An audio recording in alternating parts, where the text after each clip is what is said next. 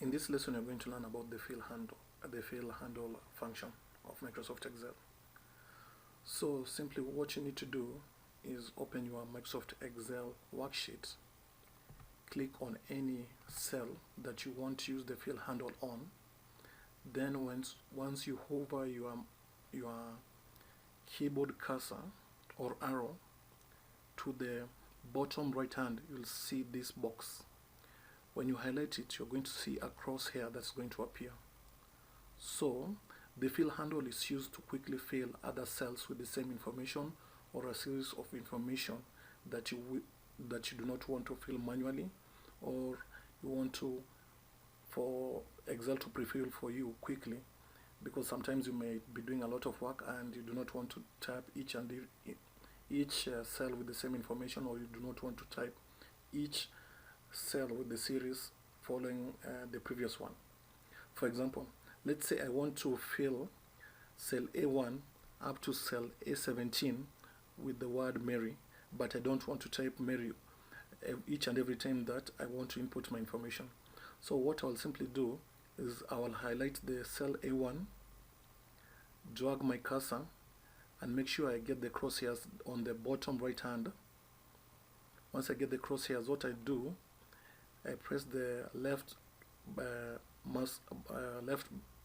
button of my mouse, then drag it downwards up to A17.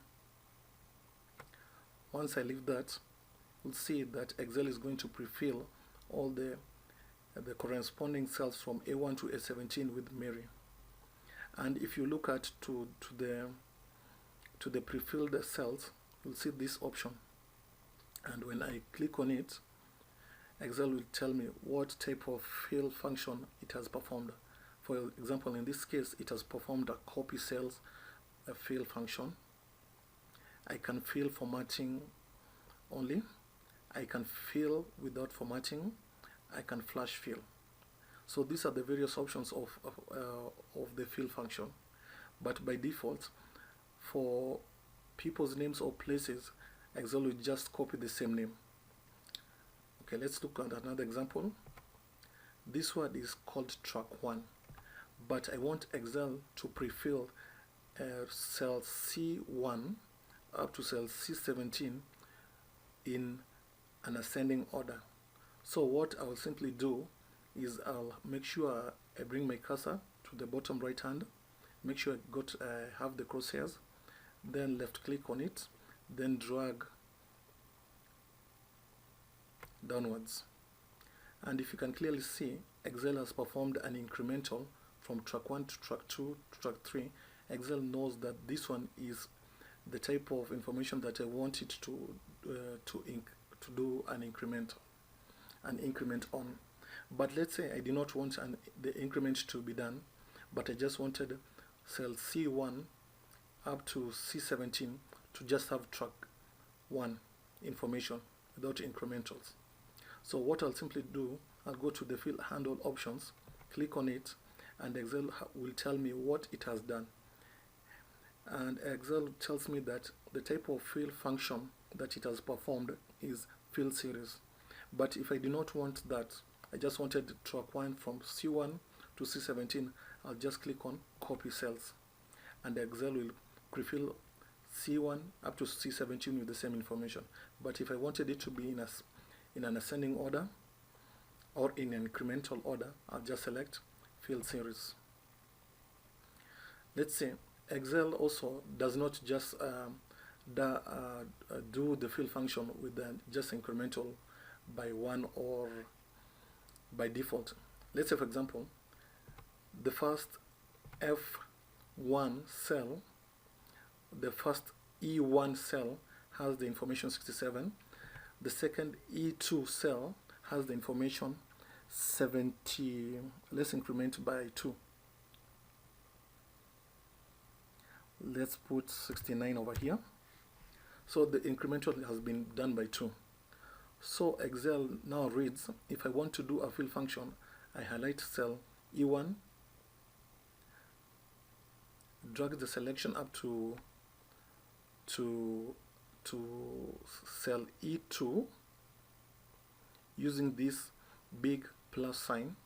Then I go to the bottom right hand, select it, then drag it up to cell E17.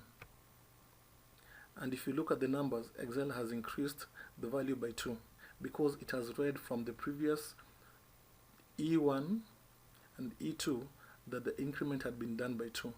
So the fill function also calculates the difference between the two and also will do the rest in the corresponding or the following subsequent cells that you wish to pre-fill the information with.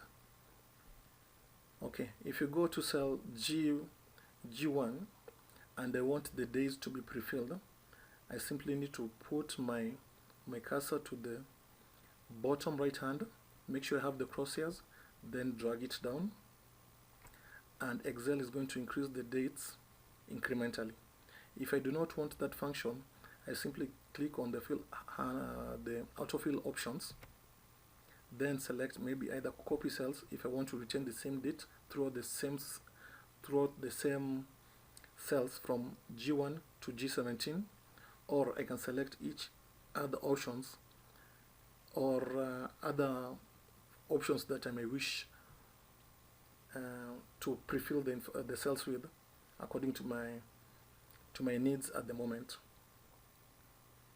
I know this might be too much, but if you do not understand what I'm talking about, just please rewatch the video and you'll get it. So let's go to worksheet horizontal. In the first example, we saw that Excel, the fill function, we had performed it. We were doing it from the top to the bottom, but you can also do the fill function from left to right. So let's say the word Aaron.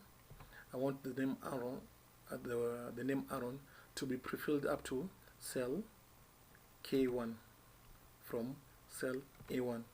So I simply need to do the same way I taught you. Bring your cursor to the bottom right hand. When you get that cursor, drag the cell up to K1, and you'll see that Excel would have performed the fill function as per the autofill options, which by default right now is copy cells. Okay. Now what about for if I want this word zone 16 to be done incrementally? I simply do the same. Take my cursor, point it down, make sure I have the crosshairs, then I drag it across up to K3. Okay, and you'll see Excel would increase the value by 1 because it assumes that I want to increase the value by 1. If I wanted to increase it by value of 2, I'd create the cell A3 and B3 with the difference value that I want it to be increased by. Highlight the both cells, then put my cursor on the bottom right hand, then increase it as I had shown you earlier in sheet vertical. So let's do about dates. Dates is the same way. I highlight it, make sure I have the crosshairs, then simply drag it across there. And if you do not see this one, these figures, remember how I told you this is just an indicator by Excel that the cells are not big enough to display the contents. So what you simply do is highlight B there, drag your cursor over here, and once you are here, make sure you have your crosshairs over there between K and L, then double click, and Excel is going to expand the cells so that you can see what are the contents within them. Let's say I want to increase 37 up to K7. I simply highlight the cell, make sure I have the crosshairs on the bottom right hand, then drag across, and the values will increase or remain constant. But in this case, you see the values has not increased. So if I wanted the values to increase by 1, what I'll tell Excel, I'll select the autofill options, then tell the autofill options that I want it to fill the series, and you'd see that Excel will pre-fill all the corresponding cells in an incremental manner. So let's look at areas worksheet. In this example, we now want to go one step ahead to see how advanced the fill function performs. For example, I want to pre-fill the information from here up to here. And remember, the values have already been calculated over here. The difference between the two have already been calculated. For Tom and Paul, the difference has already been calculated for the bananas, the apples, the sweet potato, and the pawpaw. So if I want to pre-fill all the other information, so I would simply highlight these cells, the first preceding cells. Make sure I have my cross cells over here, then drag it down up to Gideon. And Excel is going to calculate the difference between Tom and Paul and establish what is the difference, then tabulate it across the following cells below them. And it would apply for apples, sweet potatoes, and pawpaw. So this is a much more advanced way to see how the fill function can be used in Excel to calculate or pre-fill cells for you in advance. Let's go to the month and day worksheet. We see how the information is going to be calculated. Let's say I was inputting information about the months of the year, and I don't want the information to be for me to input it manually. So what I'll simply do is highlight the cell, go to the bottom right hand, make sure I have the cursor, then drag, and as I'm dragging, you can still see next to the cursor that to the right hand side that I'm on August. If I drag, I'm on September, October, November, and December. Once I reach December, I can leave, and you'd see that Excel's autofill function has pre-filled all the information of the months of the year with the information that I wanted. Okay. And also the function also applies either vertically or horizontally. So if you go horizontally, I can also do the same. Highlight January, make sure I have the crosshairs at the right bottom hand corner. Make sure I have the crosshairs, then drag it across. And as I'm dragging, you can see that Excel is giving me notifications that I'm on May, June, July, August, September, October, November, and December. If I wanted it to go up to another January, I would also extend it once more. And now Excel has pre-filled all the information with the months of the year. Okay. Let's talk about days of the week. If I want Excel also to perform days of the week for me, I do the same. Drag my cursor to the right bottom hand corner, then drag it down, and you'll clearly see that Excel is going to help me know which day I am on. So, for example, in this cell, I am on Wednesday, Thursday, Friday, Saturday, Sunday, Monday. I can leave it over there, and Excel has performed the days of the week for me.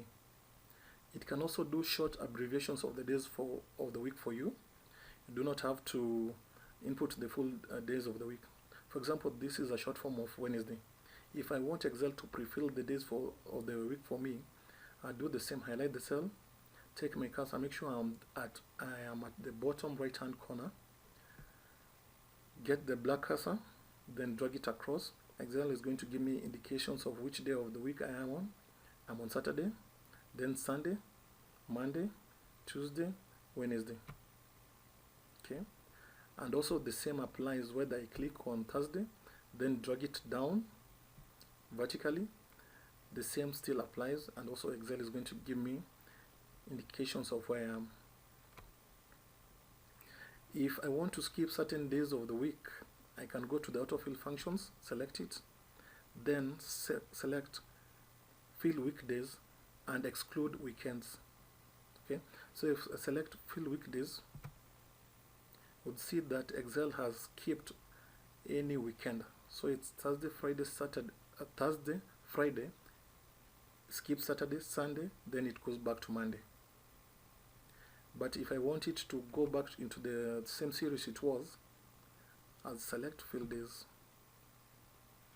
And that is how you use the fill function in Excel. See you in the next lesson.